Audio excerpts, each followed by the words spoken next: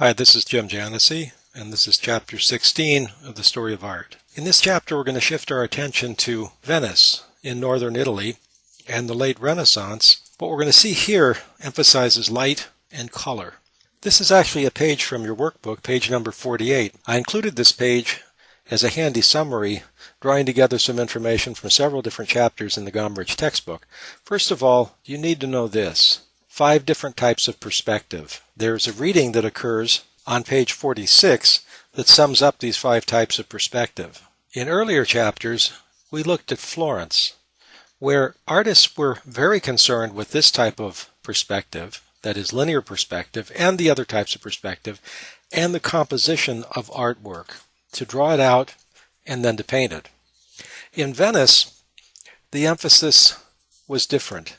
Gombrich theorizes that because the light is reflected so much from the canals of Venice that it accentuates colors, and the brilliant light becomes an influence in its own right. Venice also enjoyed access to trade on the Mediterranean as one of the first ports where imported goods would enter Italy. So the artists there had the pick of the best pigments that were coming in from foreign sources. This, of course, meant that they could use very brilliant pigments because they had access to them, whereas perhaps some other artists in Italy didn't. And finally, down here towards the bottom of the page, this information about the tangible achievements of the Italian masters actually comes from the beginning of chapter 17. But I've put it here because it's really important for you to understand this too. And one of these discoveries being perspective, that's of course why it points up to this detail. But you should know all 3 of these achievements of the Renaissance masters. Now let's take a look at how architects in Venice were adapting some of the concepts of the Renaissance.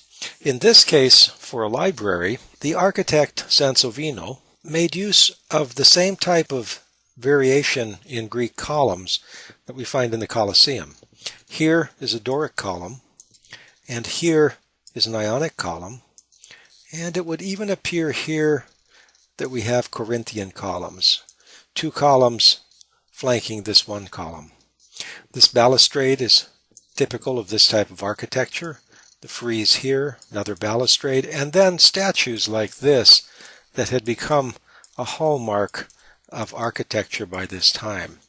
So once again, the architect focusing on a secular building, not a religious one, and in this way adapting to some of the incoming styles of architecture that were resurrected from Roman history and Greek history and began to be so popular that they persist to the present day. Bellini, an artist of Venice, what's happening here is we're seeing very brilliant colors and light being used in a way that is somewhat different than the artists of Florence would use it. The composition here follows a rather traditional layout in that it's symmetrical. If we draw a line here, there's a figure here and a figure here.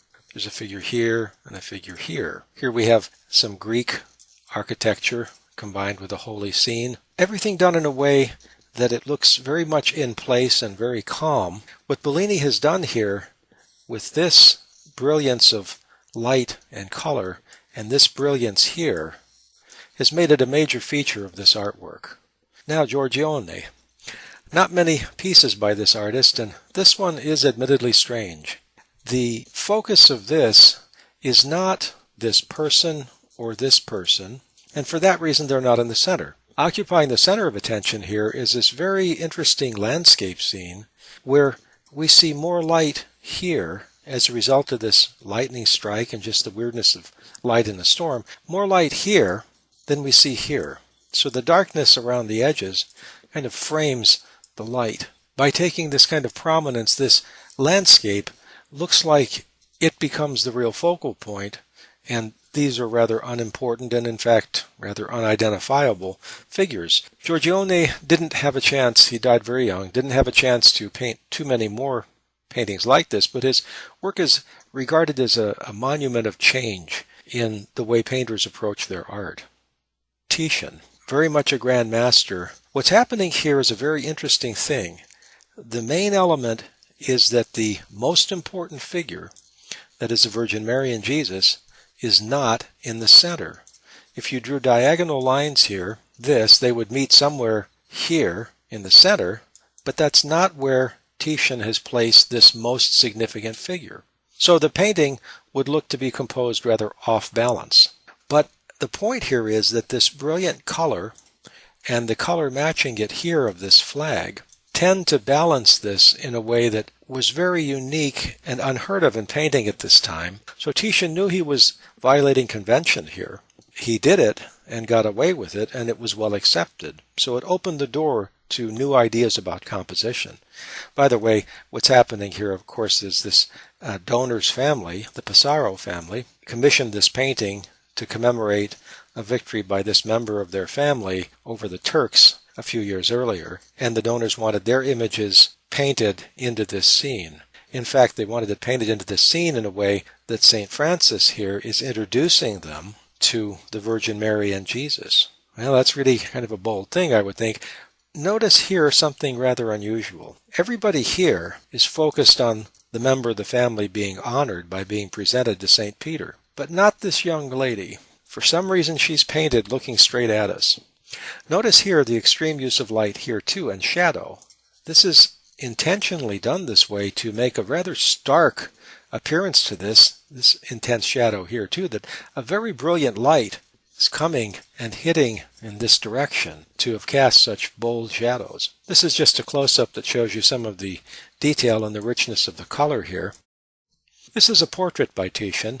It's much less detailed than paintings of other Renaissance artists, but it captures the character of the person in a way that is very masterful. But the head, because of its very brilliant coloration against this background, stands out in stark contrast. This is an unfinished painting, Pope Paul III. Notice an interesting thing here. His hand actually was intended to rest upon this table. It is an unfinished painting. Titian departed for another commission before ever finishing this and never came back to it. Here we see also this same capturing of the character of a person, and perhaps even the capturing of some suspicious activities here. Somebody apparently paying homage to the elderly pope, and someone here in the background perhaps thinking some thoughts that might have been associated with current events of the time, the Protestant Reformation in full swing, and of course the Catholic Church at by this point reacting to the Protestant Reformation in ways that will ultimately affect art as well as the governance of the Church. Now here's an interesting painting by Titian that is not in your textbook, and the reason I've included this is that it's an interesting way to see how art may have been misperceived in the years since it was created. This was created a good many years ago, almost 500 years ago. And in 500 years, the varnish coated on top of this painting yellowed. So looking at this painting, any time perhaps within the last 200 or 300 years, the viewer would see this, and that's not really what Titian had painted. This painting was cleaned, and after cleaning it looked like this. This is probably closer to what Titian actually had in mind when he painted this. Now there's quite a difference in coloration here. This yellowing effect where the varnish filters the colors really subdues a number of them and changes, for example, the sky to almost a gray, whereas here it's very brilliant. So this is an example of the types of brilliant pigments and colorants that the Venetians had access to. By the way, what's happening here is Ariadne is saying goodbye to a lover. The lover is way down here on a horse. You can't actually see it in this picture. And off here in the distance being represented with focus perspective and atmospheric perspective, in the distance is a town and a shore. So there are various mythological creatures here, Bacchus and various others crowding the scene.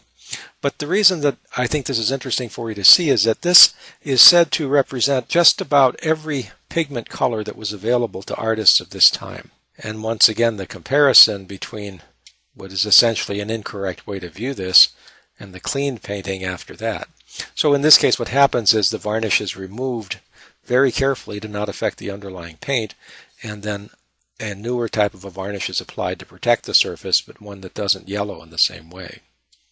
And here's another painting that is not in your textbook. This comes from another book that I had consulted for this. The interesting thing here, of course, is once again this very brilliant blue. Might have been lapis lazuli with ultramarine extracted from it and used as a pigment in these colors.